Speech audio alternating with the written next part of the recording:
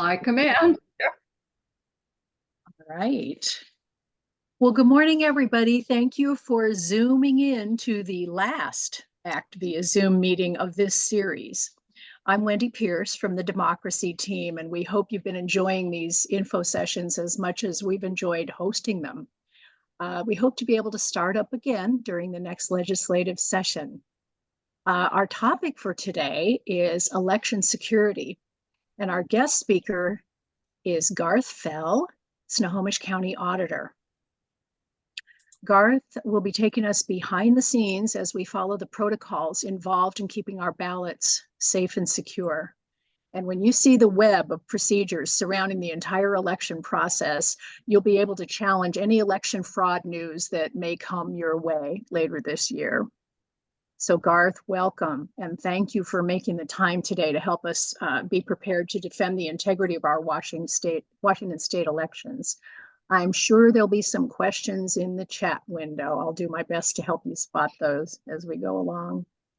And so with that, we're excited to hear from you. So the mic is now yours. Perfect. Thank you. Thanks for the opportunity to join the league today and talk about elections. You know, the league's been a wonderful partner in the important work that we do around preserving our democracy. And, you know, we certainly have a responsibility in your county auditor's offices to conduct the election, but we can't do that without partners in the community as well that are encouraging people to participate, that are sharing good information about the processes that happen in the county elections office, and are just a consistent and accurate purveyor of information and share of information. So with that, I'm going to share my screen and bring up a little presentation here. We'll kind of guide us through our talk today. And I do hope you have questions, because that's the most important thing, is to make sure that you don't leave today with a question that is still out there about the process. As it was mentioned, and hopefully you can see my screen now, as it was mentioned, I've been the Snohomish County Auditor since 2020, and I've been working in elections for the last 25 years. And so I share this really to say that the improvements that I've seen over the last 25 years give me greater confidence than ever that the elections that we conduct in Washington State are accurate, they're fair, they're accessible, and they're secure. And I hope today, as we go through this talk, you'll see the various steps that we've put into place, either because they're required by law or because they're best practice, and that you can have the same level of confidence that I have in the system that we have here in Washington State. And I think you've got some amazing people in your local county auditor's office that are committed and dedicated to this work. And if you ever have questions, they're there to answer them and to help you understand what's going on in the process. So make a couple adjustments here to my screen. There we go. So with that said, we know there's always more to be done, and while I have great confidence in our process, that doesn't mean that we don't have our challenges and more work to do. You know, as these recent headlines indicate, there's still some distrust among some about the elections process and concerns that it's not fair or accurate. There's still certainly confusion among voters on certain processes. It's also easier than ever to knowingly or unknowingly spread misinformation about the elections process. And unfortunately, there are recent evidence of actual threatening actions made towards the election system and specifically the people that count the vote. And so, you know, there's opportunity and more work to be done. But again, I would say that today in 2024, we stand better prepared for the upcoming presidential election than we've ever have been, and that the elections that we have in Washington State are secure and fair. And so hopefully today you'll you'll understand those various things that can give us this confidence that I have. Before we jump into the actual process of counting ballots, I think it's important to understand who runs elections in Washington State. And really across the nation, elections are administered by local elections administrators at the local level.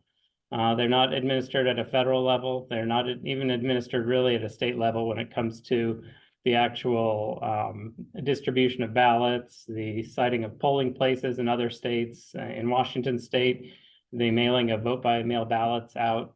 And really at the local level, you have state certified elections administrators here in Washington State that have years of experience and training that are doing this work. The work requires a variety of skills and knowledge areas, which make it a kind of a unique position. It's why I love working in elections. It's not just using one kind of knowledge set or skill set. You have to kind of be a generalist and know a lot of different areas, things about election laws and rules and best practices for sure. But you also have to know how to manage a large number of people. Our offices bring on seasonal help during election time. And so you have to be able to train people to do important tasks accurately. And so having some knowledge and skills in personnel management and training is important. It also involves process and workflow and setting up workflows that maintain accountability for the ballots and the security of the ballots. As elections professionals, we also have to have a basic understanding of information technology and how computers work and how they store information and how you can access that information and how you can secure that information. And then it's also important that, particularly now more than ever, that you have some level of knowledge of media relations and how to make sure you can get your message out to people, and you have folks on your staff that are experts in that area or at least knowledgeable in that area. And so your elections professionals at the local level really do have a variety of skills that they're tapping into to make sure that our elections are run smoothly. And they certainly rely on a whole host of other people to help out as well that aren't just in the elections office, but you really are looking at professional level employees and people doing this work. It's also important to note that elections officials also take an oath to perform the duties of the elections work in the accordance with Washington state law, the Washington Constitution, the federal Constitution. And so we're bound by that oath to do the best we can to make sure that we're following the rules and laws and doing the work accurately. And then I think just from a to maintain perspective, I think it's also really important to understand that elections professionals are actually people in your community. They're your neighbors, they're your family members, they're people that go to the same grocery store or have kids that are on the same rec leagues or as your kids or grandkids are. So I think it's easy, particularly when we get to talking about election information and media information and sharing news and information out there, to think of elections administrators as some people in a room that are separated and isolated from your community, and that's really not the case. We are people that live next door, and so particularly when there's misinformation being spread, that can hurt. You know, it's a very personal thing, and just know that your neighbors are feeling that. But I also think that it means that we can be people that are trusted, because the elections are impacting us as well, and we want to make sure that we're doing good work for our community and for our neighbors and the people that we live with. So So I think maintaining that understanding that elections administrators are from your community is really important. Before we jump to the process, it's also helpful to understand a little bit more about system security and the systems that we use. So there are a number of different systems utilized to run an election. We have our state elections management and voter registration system that's called VoteWA. So if you ever see VoteWA mentioned or hear the Secretary of State talk about VoteWA, that is the statewide voter registration database. And it also has some functionality that lets us trigger and track when ballots need to be mailed for elections and who they get mailed to. We also have our tabulation system. That's the actual system that counts the ballots. And typically, in combination with the tabulation system, is the design of the ballots as well. It's the system that lays out where all the races on the ballot reside, all the instructions that go with those races on the ballot. So that's your tabulation system. We're also using county and state networks to, particularly for the VoteWA system, but also for website information and ensuring that we can share appropriate documents. And there's some limitations to that information sharing that happens between systems that we'll talk about here in just a minute. We also have a number of support systems that are a little bit smaller than a countywide network or a tabulation system or the elections management system that help us, things like envelope scanners, technology, software technology like spreadsheets, and so we're using a combination of technologies to help manage the elections process. And that'll look a little bit different in each county. Every county is going to be using VoteWA.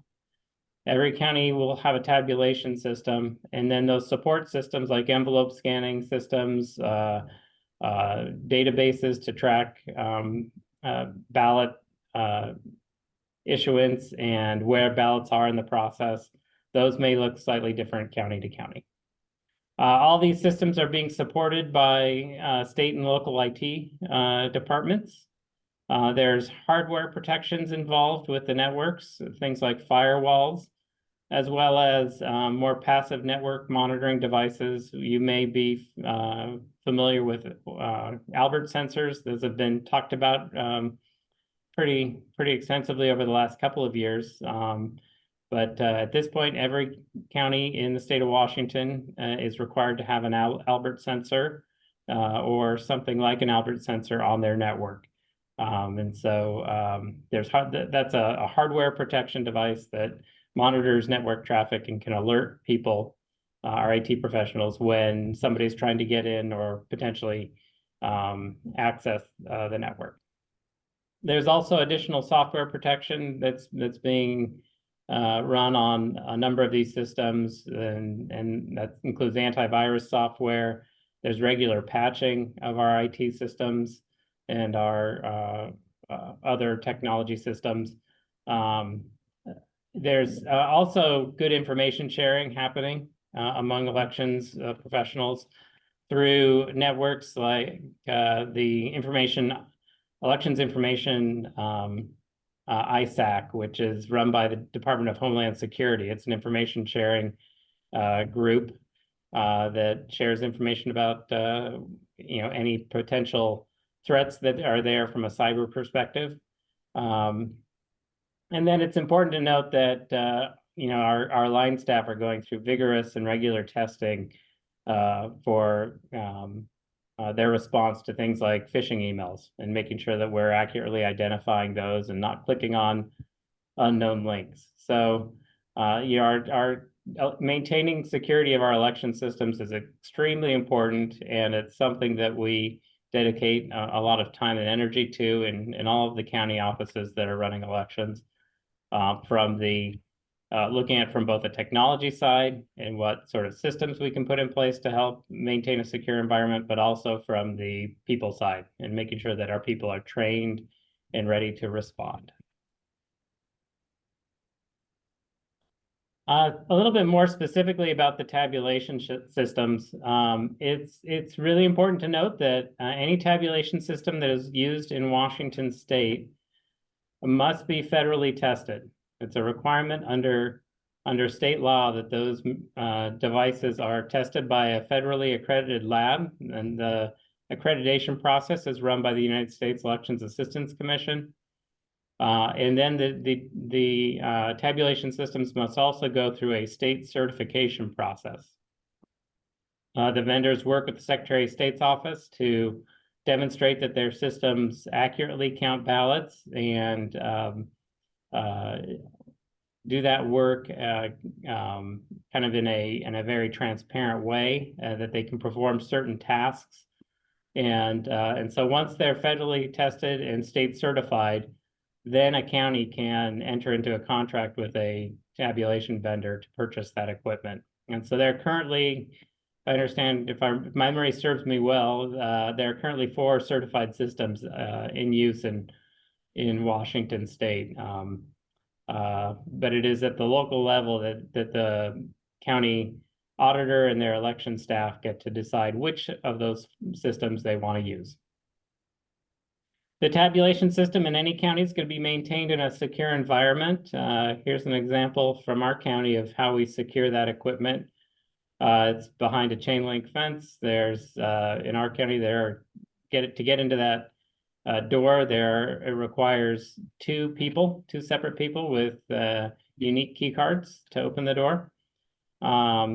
The tabulation systems are all going to be programmed locally and vigorously tested prior to any election. So we're required under state law to conduct what's called a logic and accuracy test, where a test deck of ballots is prepared with a known result, and those ballots are then run on the voting system, and the results are generated. And if all the programming was done correctly, the results generated will match the expected results of that test deck that was run.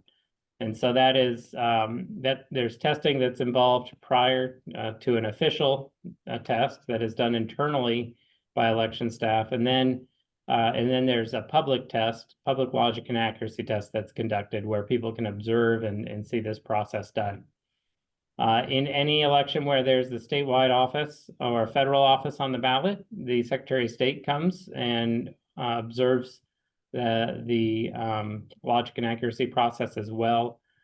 We also test during the logic and accuracy process the upload of results to the state reporting system, so we can make sure that that is set up and properly mapped. It's important to know that your tabulation systems are never going to be connected to the internet or any external network.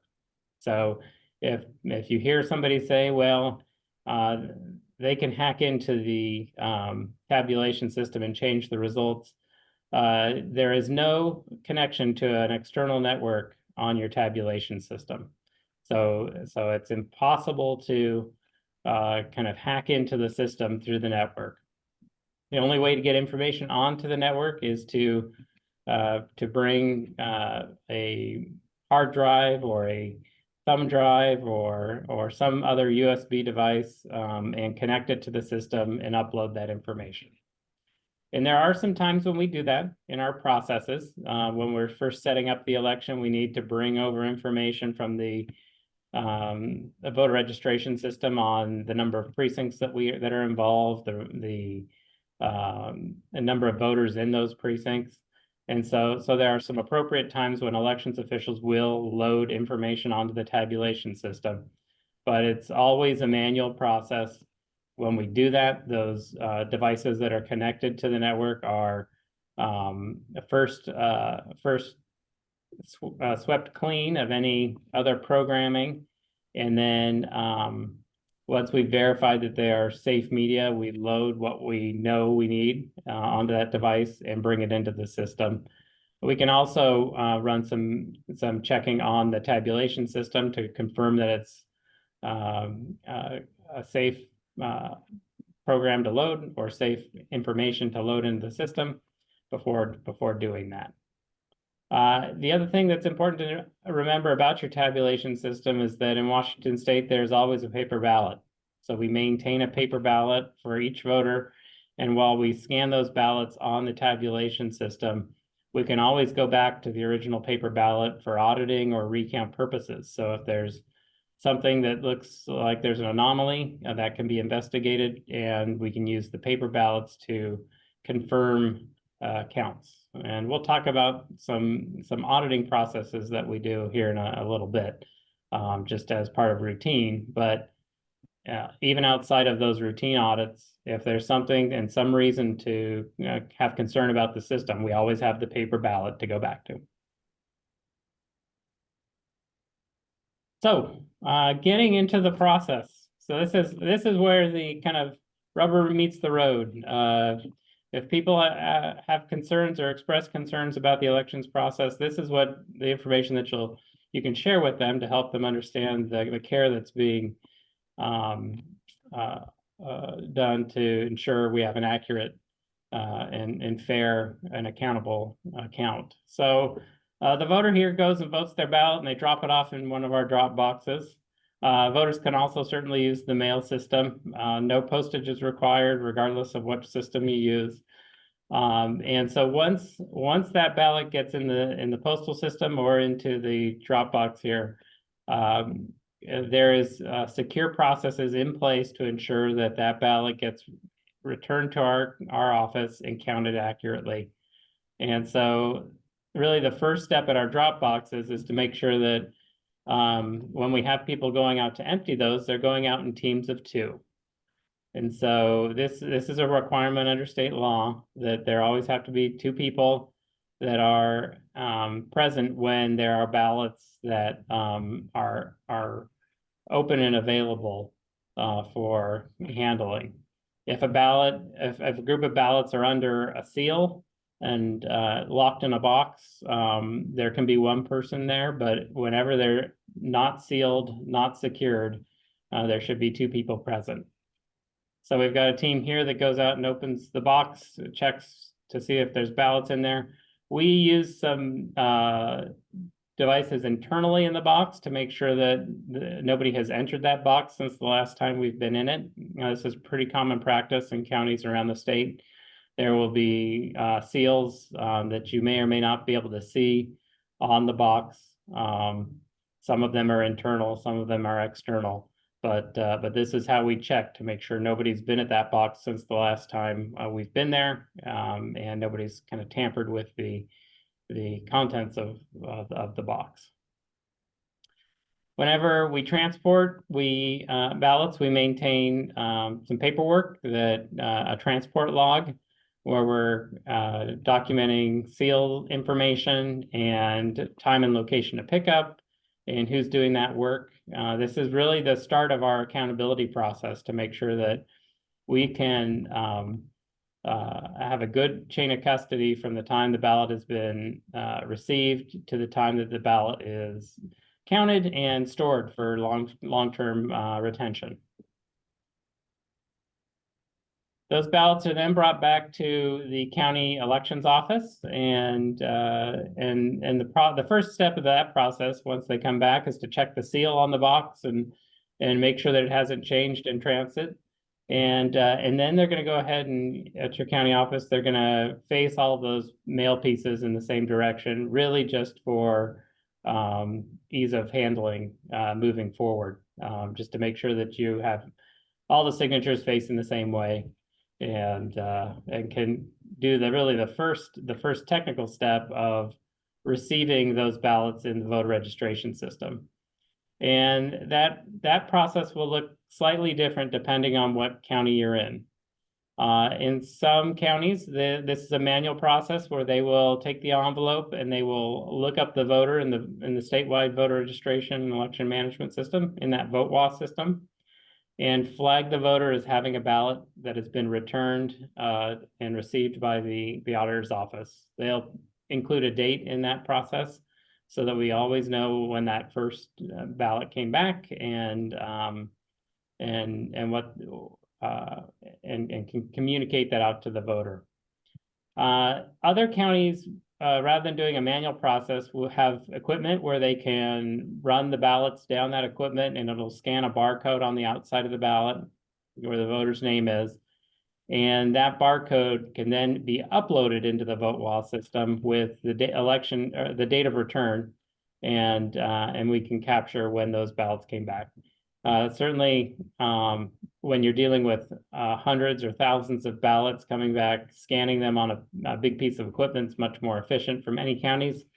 But either way works. If you're visiting your county elections office, you can just ask, how do you identify when a ballot's come back, and tell the VoteWall system the return date for that particular ballot. Also, kind of as an interesting side note, as a voter, you can actually track the return of your ballot to the auditor's office. And so if you go to votewall.gov and look yourself up, there's information on when your ballot is received, when your ballot goes through the signature check process, and if it's been accepted through that process, or if there's been a challenge on your signature. And we'll talk about signatures here in just a minute. You can also now sign up for text messages as well, so that information can get pushed to you through a text message process, and that's just another step that you can do to have confidence that your ballot's been received and has been handled appropriately. So once the ballot's received in our systems and we know that it's there, the next step of the process is to go through the signature verification. So I was talking with some folks yesterday, just some friends, and they were asking questions about the elections, and they said, "So you don't check every signature, do you? You do a spot check, right?" And I said, "No, that's not correct. We actually look at every single signature on every single envelope and match that signature on the envelope back to the signatures that we have on file for a voter in the VoteWall or voter registration system." The signatures that we use are going to be either from the original registration, or we are also allowed to use signatures that have been previously verified as matching the signature that we have on file. And people are asked, well, how do you know what's a match? And that's a great question, because nobody ever signs their name the same way. Even Thomas Jefferson had some variation in his signature. So our teams are trained by former members of the Washington State Patrol's Forensics Unit on how to do signature or handwriting comparison. And so in every county, you're going to have trained staff that are looking for clusters or groupings of similarities or differences that either give them confidence that this is the same writer, or confidence that it's not. And so you're looking for things like slants, we're looking for things like consistent fluency between the signatures. Sometimes you'll see pretty distinguishing characteristics with the signature, like how it's started or how it ends. Spacing between certain letters can be consistent. And so they're going to be looking at every single signature on every single envelope to make that match and determination.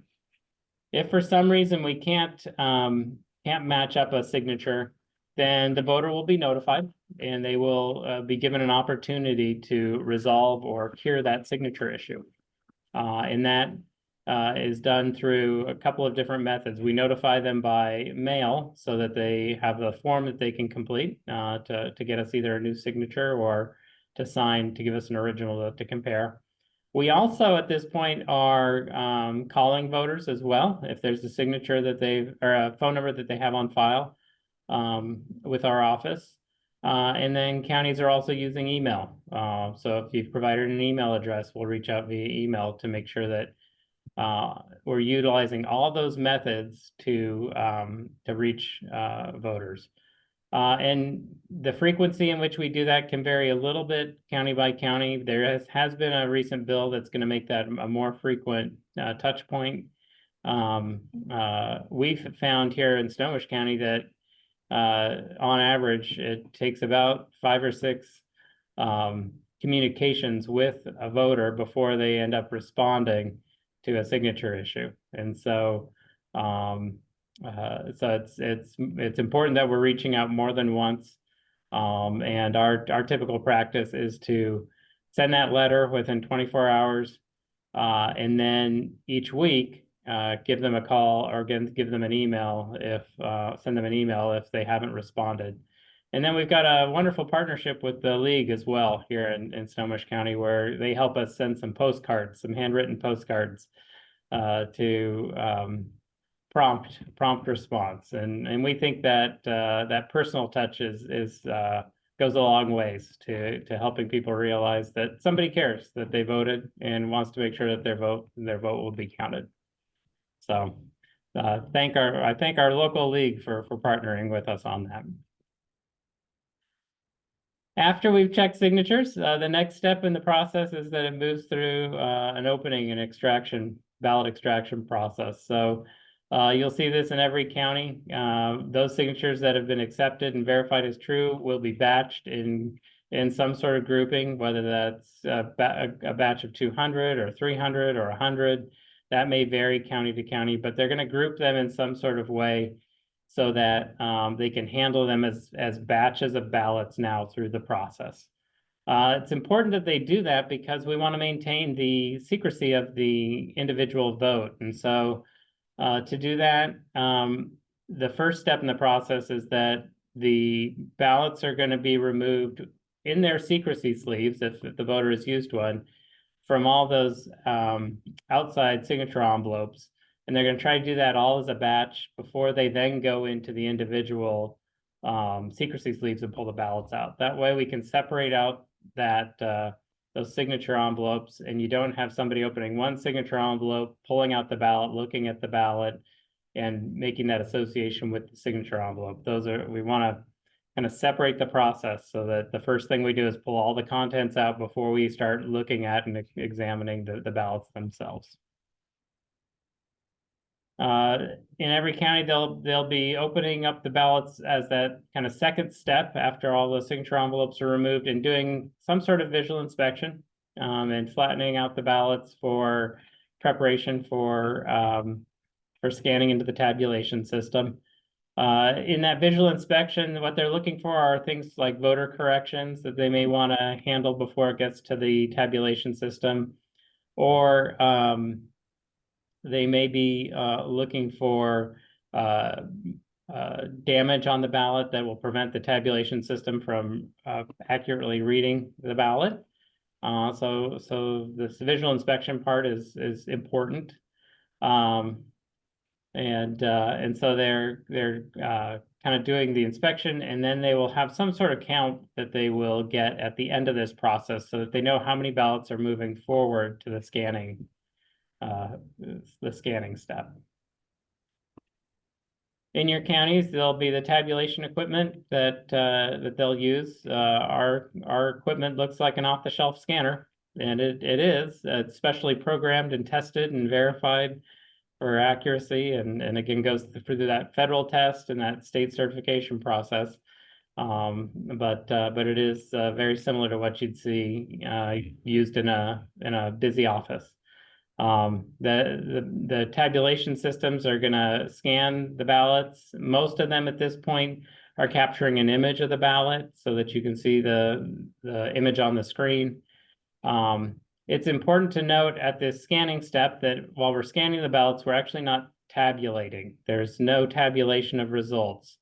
That step cannot happen until 8 o'clock on election night to make sure that we as election workers that are working on the system or anybody else will not know the results until the initial results until 8 o'clock on election night.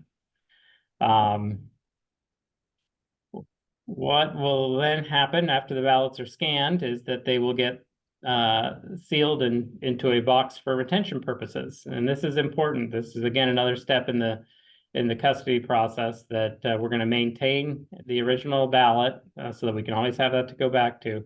But there will be some sort of seal on that box to make sure that nobody has entered that box if we have to go back to it. It gives us that confidence that it's been in a sealed state since it was scanned.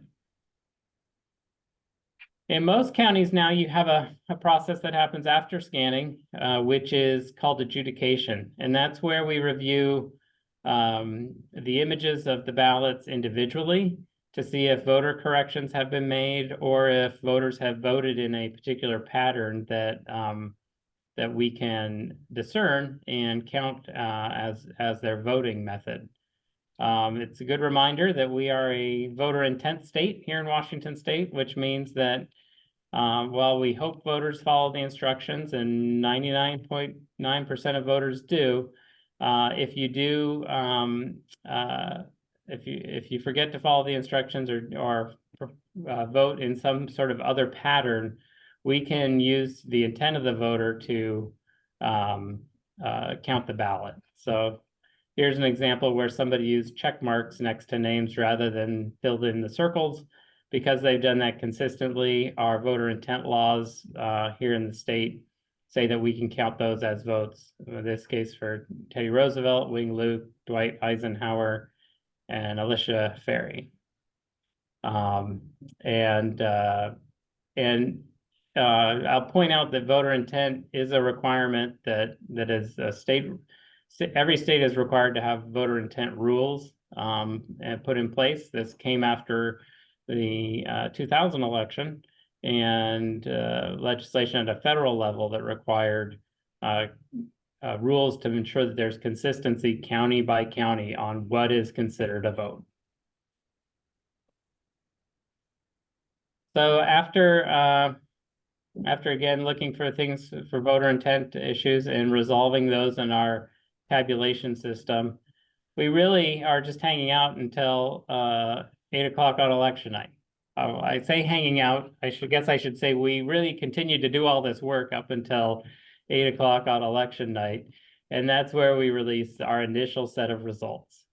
Those initial set of results are, again, we've got a secure tabulation system. So in order to pull them off of that system, we have to get a clean piece of media, removable media like a thumb drive or a USB hard drive, and copy the results to that clean device, and then take that device and connect it to the county network to upload to the state results reporting system. And so that happens election night between 8 and 8:30. Most counties are also going to print copies of the results off, paper copies, and have those available in their county. So they have that for a local copy. Some counties will also post results to their local website that are either in a PDF format or some different format than what is posted at the state. We do that here in Snohomish County just to make sure that we have multiple places where people can see the results and they can use that as kind of an accountability tool as well. We've got the paper copy, we've got the county version in a PDF format, and then we upload to the state as well. That state upload process can take a little time. All the counties are trying to report at the same time, so they all get queued up at the state level. And before they're actually posted to the state website, there is a review process where people are physically looking at the local copies of the results and the uploaded data to the system and verifying that it's been transmitted accurately.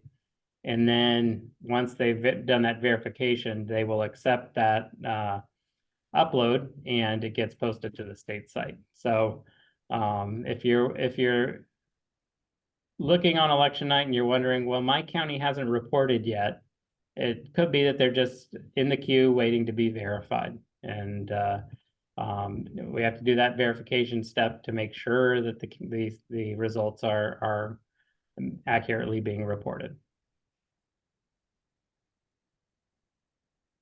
So after Election Day, we do a number of things to make sure that by the time we certify the election, we have complete and accurate results.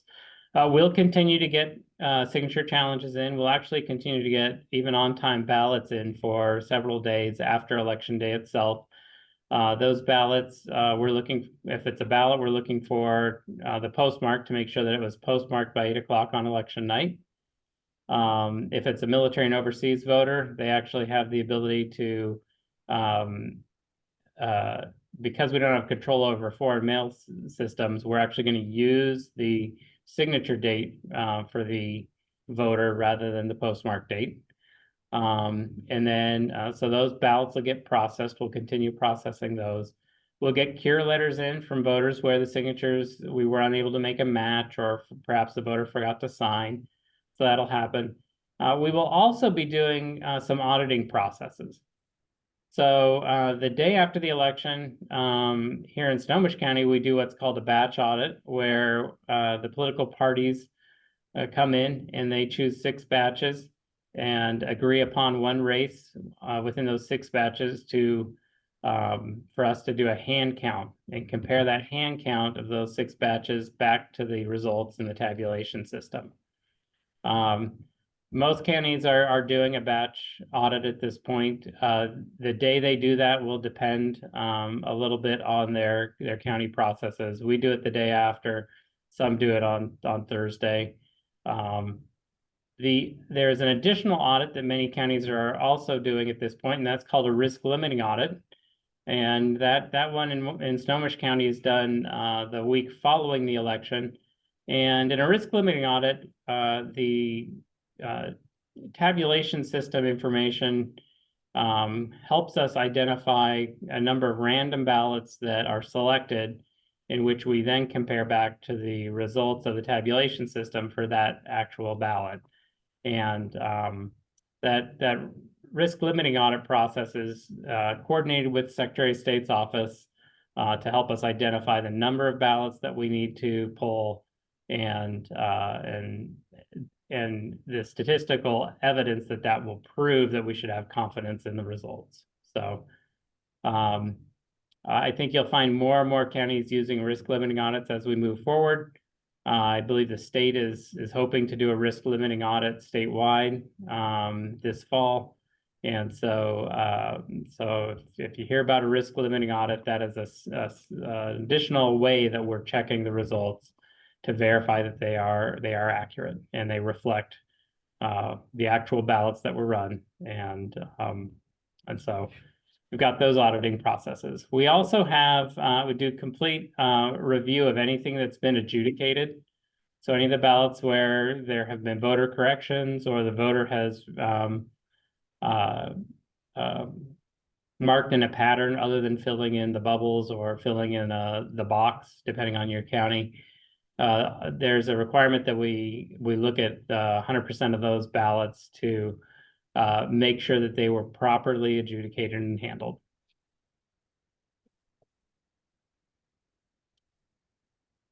When we get to the end of the election, all counties are required to complete a reconciliation form for the state. There's also processes by which each county has a local canvassing board, which meets and reviews the election results and the accountability work that's been done in the election, how we've tracked and maintained ballots.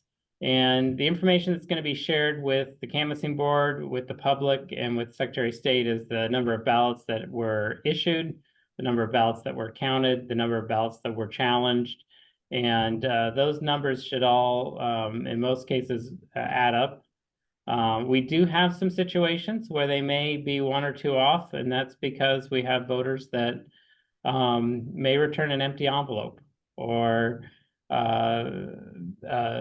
may try to return 2 ballots in an envelope, and we can't determine which ballot to count. And so there's state laws in place that tell us how to handle all of that, but all of that information gets reported. And in the end, with all those kind of anomalies, with the number of ballots that we've counted and the number of ballots we have not been able to count because the signature has not matched, those should all add up to be the number of ballots that we received. And so that gets reported out at the end of the election. And If the election results are close enough, there will be an actual recount of the results, and that'll be kind of a further way to check the accuracy of the system. So recounts happen when the difference between any two candidates is less than 1/2 of 1%, and that would trigger a machine recount.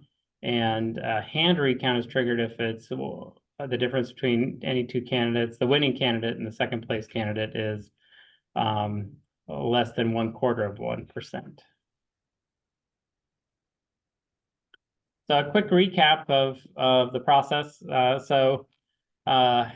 Ballots in Washington State are counted by professionally trained people from your community using federally tested and state-approved systems, protected by the latest techniques and technology, following legally prescribed processes to administer fair, accessible, accurate, audited vote-by-mail election in a manner that maintains a complete chain of custody for each ballot from the time it is received until it's counted and stored. And so you should be able to go to your county, talk to your county auditor, and they should be able to explain the various steps that happen from the time they receive your ballot to the time it's counted and stored, and all of the supporting systems that are in place to support an accurate count. I think we've got a few minutes left. One thing I was going to point out, there have been some significant changes since 2020. We continue to improve our system through new laws, through improved practices, investments in facilities and technology, and greater public understanding as well. Some of those new laws that have come into play since 2020 include some around security of election workers. There's been a number of bills one bill that prohibited firearms at our counting centers and our voting assistance centers that we have. We had a bill this legislative session which raised the penalty for harassing election officials in person from a misdemeanor to a felony.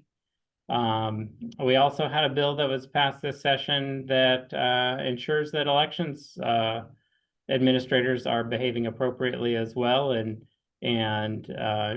requires that county canvassing boards certify elections, and if they refuse to do so, that is something where there can be significant penalties. And then in terms of improved practice, every county is continually looking at their practices. We've had a number of things that we've done related to signature verification. There were some concerns coming out of 2020 about are certain groups of people disproportionately affected by the signature verification process. And so counties have been looking at those practices, including things like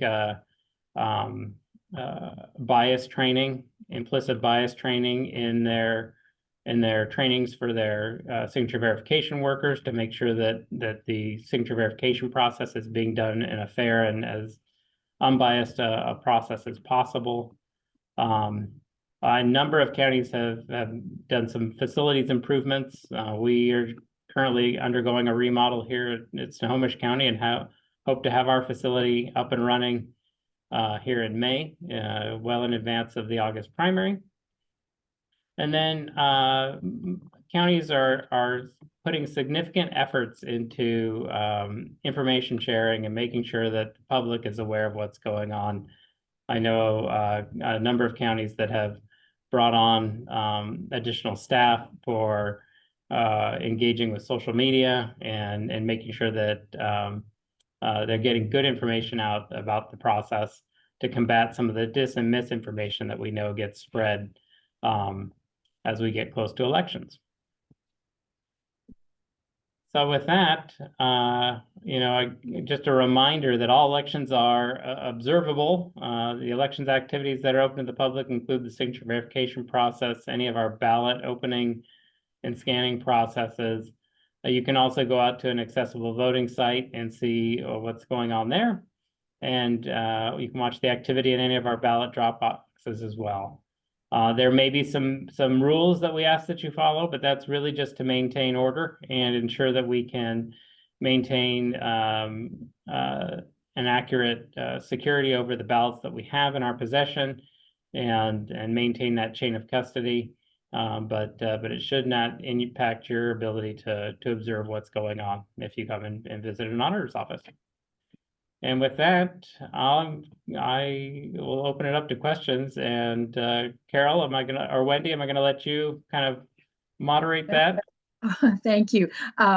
It looks like there is an accumulation of questions in the chat window. Are you able to see the chat? I will switch my view, and I should be able to. Just a second here. And we also have 2 or 3 hands raised. So screen share. if we could.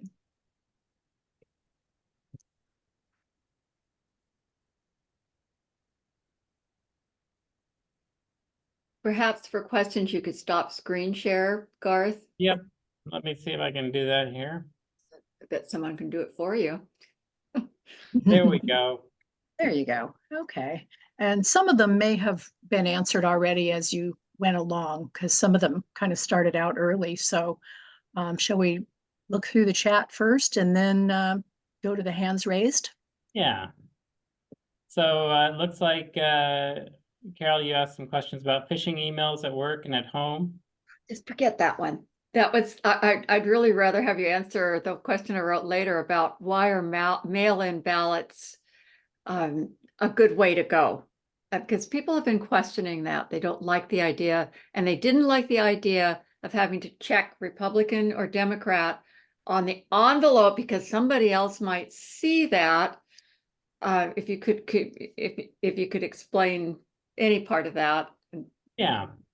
So first of all, I think our vote by mail elections are accurate and secure. I mean, that's my belief, having worked in this industry for 25 years, and I've worked in this field for 25 years. The reason we've moved to vote by mail originally was because most people were voting by absentee anyways, and we were conducting 2 different types of elections, a polling place election and a vote by mail kind of election. And we were finding from an administrative standpoint that the mistakes being made, not purposely, but just the work that was being done at the polling places was inconsistent in some cases and had its challenges. And so since most people were voting by mail in Washington state already, it made sense from an administrative standpoint to move towards an all vote by mail environment. Gives us greater kind of accountability over the counting process and how ballots are handled. For the presidential primary and checking the party box, that's a requirement of the party, the partisan primary itself. It is a unique primary process for Washington voters. We don't register by party, and so it can be frustrating when you're asked to participate by checking a box. The reason for that requirement is that the parties are private organizations, and they have the ability to regulate who participates in their party process. And so the fact that we have a primary is to ensure that voters have an opportunity to participate if they choose. And one of the requirements is that you have to sign the oath that's provided by the party to the Secretary of State's office prior to the election, and that you vote in kind of alignment with that party. We do get a number of calls when we do this every 4 years of people that are frustrated. They feel like they're being kept out of the process, but the requirement really is that you make that declaration to the party in order to participate in their process. This is publicly administered, but it is a process to help the parties choose their nominees for and delegates to their convention for their presidential candidates. Very good. I see one from Julie Martinson asking about text notifications. If we sign up for text notification of receipt of ballot, can we also get notified by text about signature mismatch? Great question. And yes, when you sign up for text, you're going to get a message when your ballot is issued to you. So you'll know it's on its way. You'll get a message that your ballot has been received by our office. You'll get a message when it's been accepted, or if it hasn't been accepted, if it's been challenged. And just to give you a heads up that you'll be getting a letter, and or you can reach out to your auditor's office to identify what the challenge was on your signature. So all of those 4 kind of activities are texted out to you. Good. And there's one from Janine, and I think that the gist of it is that she and her husband both dropped their ballots in a ballot box, but hers was never counted. And she really dug into it, and there's never been really an explanation as to how a ballot could have disappeared. She wanted you to comment on how that might be able to happen. Yeah, without knowing the situation specifically, if you've both dropped your ballot off in a ballot drop box, those should get back to the county, and the first step will be that they receipt those in the system. There can be some challenges sometimes in receiving a ballot if, for instance, somebody scratched out the barcode. No, let me just interrupt you. I had put this in the I did check all through the challenges. So there was no challenge to the ballot. They just never received it. That was the status. Okay. But I was really clear that, I mean, I had always put both of our ballots in boxes. I put both of these in the box, and that's why I did so much research into, you know, how do we choose the people that pick up those ballots at the box? What are their qualifications, et cetera? That's really the question that I was more wanting you to answer. Okay, yeah, so in terms of how we choose, depending on the size of the county, there may be seasonal workers that are hired to do this work. Those seasonal workers go through a training process, take the same oath that our permanent election staff do to do their work professionally, accurately, and according to state law and federal law and state constitution and federal constitution. You know, it seems like that's a very unusual situation in that if a ballot is dropped off in a box, at some point it should be received by the office. The only thing that would prevent an envelope from being, or ballot from being received, which we sometimes see, is if there's some sort of damage to where we can't make out who the voter is. And so, yeah, if that wasn't the case, I fortunately can't tell you specifically what happened, but sometimes we do get some damaged envelopes that are dropped off. Sometimes people drop off the ballot in a security sleeve and don't have the outer envelope with their name or any information on it. That occasionally does happen as well. So that just wasn't, yeah, that wasn't the case. You know, I had done very close checking about it, and it appeared that, you know, there had to be some other reason for this, and they couldn't explain it either, but it had happened once years before to us as well. So it seemed less likely that it was an accident because it had happened to us twice. So I was curious about how often you find that case, that kind of case.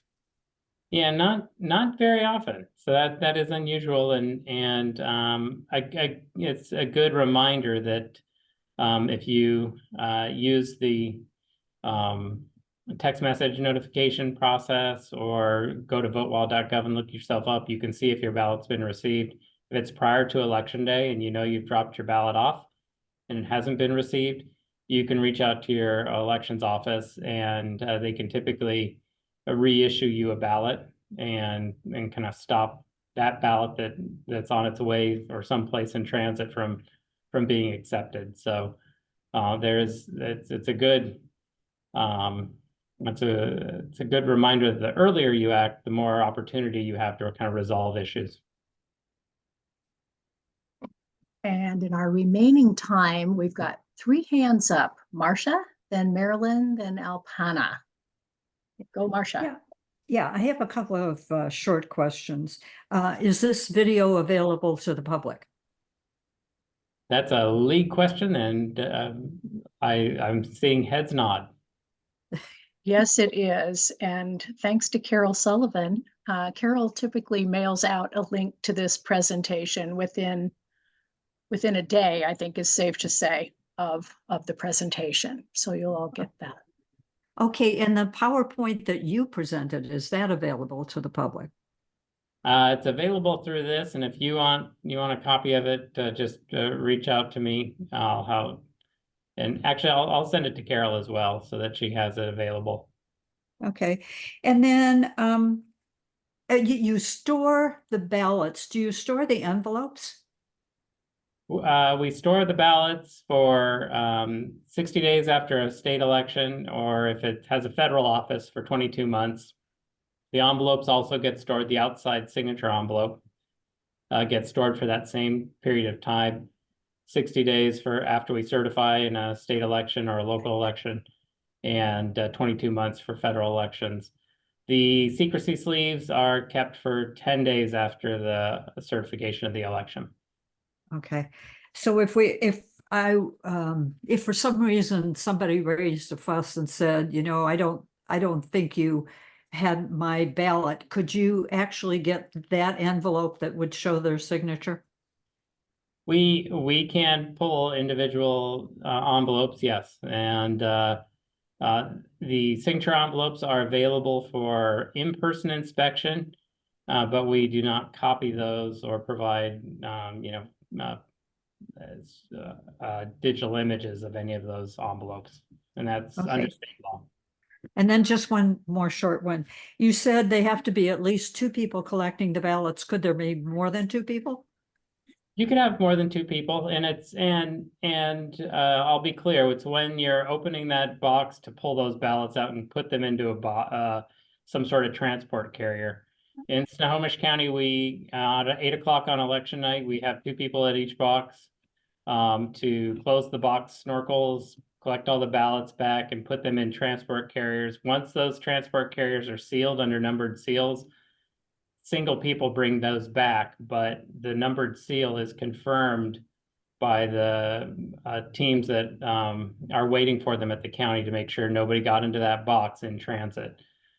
Some counties, because of staffing levels, will have a single person out at the drop box at 8 o'clock on election night, and they can close the snorkel or the drop slots without having to get into the box itself and have access to any of the contents. And so what they will do is they'll have those people close the box up, leave the ballots in there, and then a team of at least 2 people will come by later and pick up the ballots and get them ready for transit back to the county.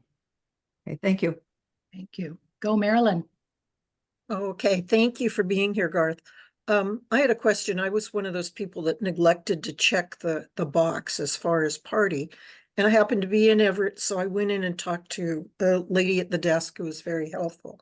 She explained to me that they were tabulating these only, just the 2 parties, just Democrats and Republicans. And I walked out and I thought, now, why don't they tabulate anybody that's in these smaller parties? Of course, it's a primary, and I thought, obviously you are able to tabulate more than one party or more than 2 parties in the fall election. So how does that work? And why did the 2, my second part of the question is, why are, I remember, was it 8 years ago that we had a caucus, and I went to a Democratic caucus. Oops, I shouldn't have said that. And so what's the difference of who's tabulating? You're tabulating in this. They don't tabulate at caucuses? Just curious. Right. Yeah, so there are a couple different methods that are used to determine delegate allocation to the state conventions, and the parties, again, are independent organizations. They have the ability to determine how they want to nominate their presidential candidates. And in some states, they use a caucus process where people go and meet and gather and talk about the candidates and do a kind of more public vote that's managed by the parties to determine delegates can then go to state caucus meetings and use that process to again determine who they're going to send to the national convention for the parties. Other states have determined that and their parties have determined that they want to use a primary process where there's an actual public vote. The Washington State for many years used caucuses and didn't have a primary, but the voters were frustrated that they didn't have an opportunity to participate, and the parties said, well, we will potentially use the results of a primary if you conduct it. And so there was a petition that went around, and the primary process was born from a petition process that asked that we have a primary. The parties again get to determine whether or not they want to use those results or not. It's in state law that we will conduct a primary unless neither party is going to use those results, and then they've been canceled in the past.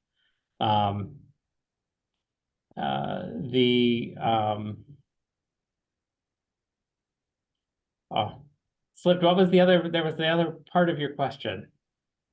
I'm sorry, I'm listening intently and forgot. I was just wondering, I actually wondered who pays for these. If you have a caucus, do the parties pay for the caucus? But if you have an actual primary where it's tabulated, is that paid for by the citizenry? Correct. Yeah, the parties run the caucus process. They pay for the caucus process. They determine how they're going to count the votes at a caucus. They do all of the management of the caucuses. As far as the primary process, that is a public process. It's identified in state law, and it is a public election which taxpayers pay for. And I remembered the other part of your question had to do with minor parties and why are they not included? Right.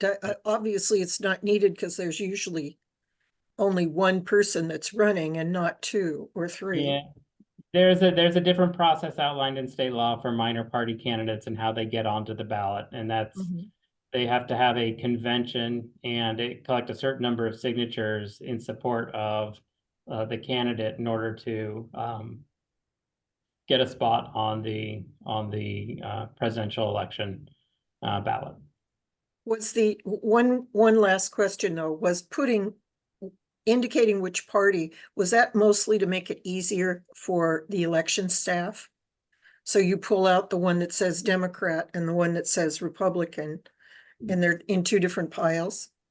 Yeah, there's two different reasons for the party designation. One, from a practical standpoint, the parties wanted to make sure that only people that associated with them were participating in that race itself. And so when you check the box for the party that you declare you're part of for the election, then we ensure that the vote that's on the inside is for a candidate of that party and not for the other party. So I see. It kind of keeps you in your lane.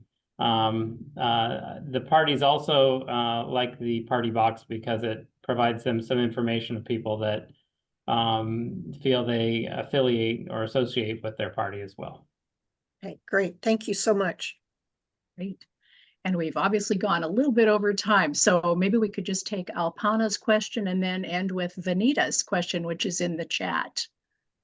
Yeah, first of all, thank you very much for this information and the hard work that you do. I just presented for the legislative sessions outcome, and I was referring that the workers that they work in the offices to count the vote and all that, their life is so risky. So the bills have been passed this year as a wonderful thing. My question is, you said that there is no internet connection being used in this process, but is there any possibility that the other countries or the other party can hack and change the results? Can you clarify that, how it is? Yeah, so again, there's no internet connection to the tabulation system, the vote counting system. And so when we scan ballots on the tabulation system to get the counts for individual candidates and individual races, that system is not connected to the internet. in order to move our results off of that system and to present them on the internet for people to see what the results are, we have to take a thumb drive, put it into that system, copy those results, and then walk that thumb drive over to a computer that is connected to the internet to upload them, just so that they're publicly available. Those publicly available ones are not considered the official final results. The official results are in our tabulation system. We produce a paper report that indicates what those results are at the end of the elections process, which we use to certify locally or send to the Secretary of State's office that they use to finalize their counts for statewide and federal races. And so, you see results on the internet. We know that those they're accessible to the public, but that's not what is considered the official results of the system. The official results of the systems are coming out of the tabulation systems that are not connected to the internet. So if somebody were to be able to hack into a website to change the results temporarily, the official results are still in the custody of your county elections office, or after we certify, are then sent up to the Secretary of State's office. Wonderful. Yeah. That's what I wanted to know. Thank you. And just the last one is, does the Secretary of State personally attend every county system test for state and federal elections, or can an appointee attend in their stead? Yeah, they are sending an appointee or a representative from the Secretary of State's office.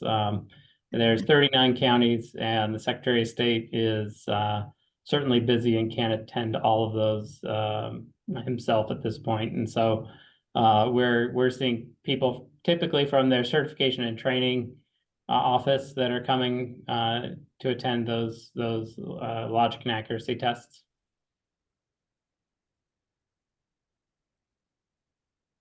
Okay. Well, I'm sure we could go on and on asking you questions all day long, but we'll let you off the hook. We thank you, Garth, for a really interesting presentation and for all the great information and for your time today. It's greatly appreciated. Well, thank you again for the invitation, and I would just encourage anybody that has questions, go talk to your local county auditor. They can explain what their specific processes are in their county.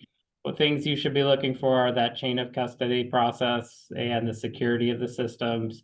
And they should be able to provide clear evidence that they've got things secured in a way that you can have confidence that it's going to be an accurate count and an accurate result. Wonderful. Thank you. So before we sign off, does the democracy team have any famous last words today? Oh, you're so quiet. Yep. Oh, we're good. Thank you all. Okay. Thank you, everybody. We'll see for zooming everybody in. next January. Right on. We'll be back. Thanks a lot. Bye-bye.